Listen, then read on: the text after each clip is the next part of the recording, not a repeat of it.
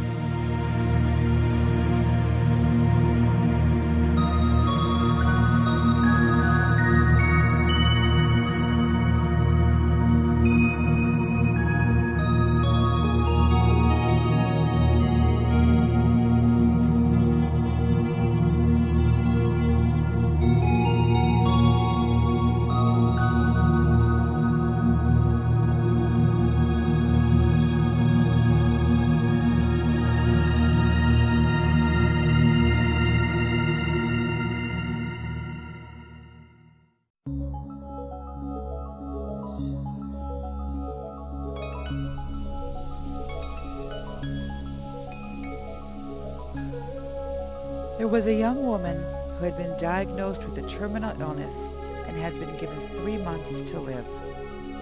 So as she was getting her things in order, she contacted her pastor and had him come to her house to discuss certain aspects of her final wishes.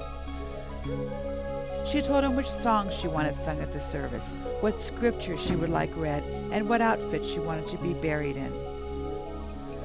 Everything was in order, and the pastor was preparing to leave when the young woman suddenly remembered something very important to her.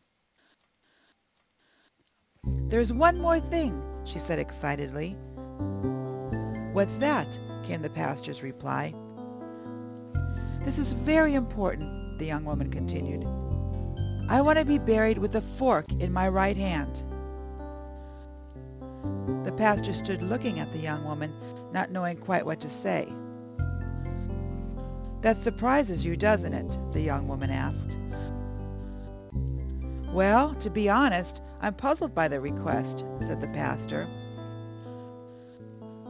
The young woman explained, "My grandmother once told me this story, and from there on out, I've always done so. I've also always tried to pass along its message to those I love and to those who are in need of encouragement.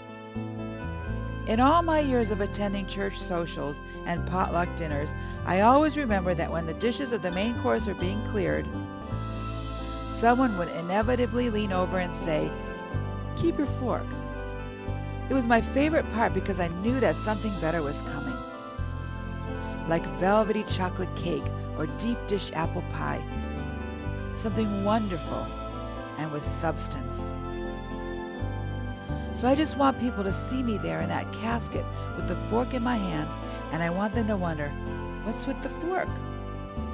Then I want you to tell them, 'Keep your fork. The best is yet to come.'"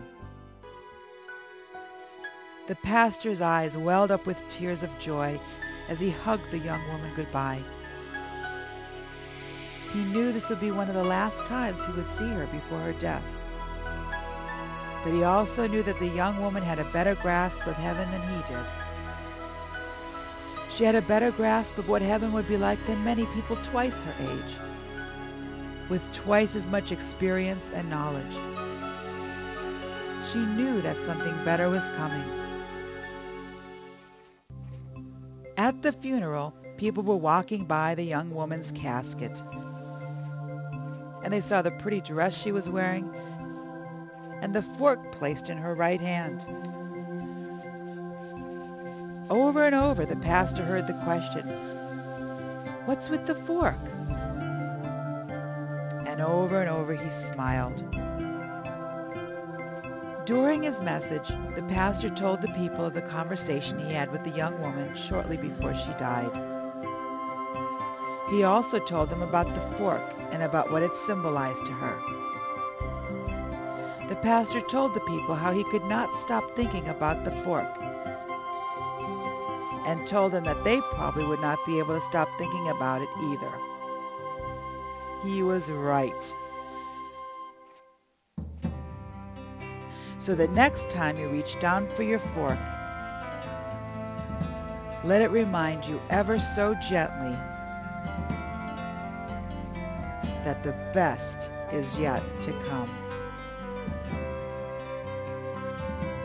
No eye has seen, no ear has heard, no mind has conceived what God has prepared for those who love him.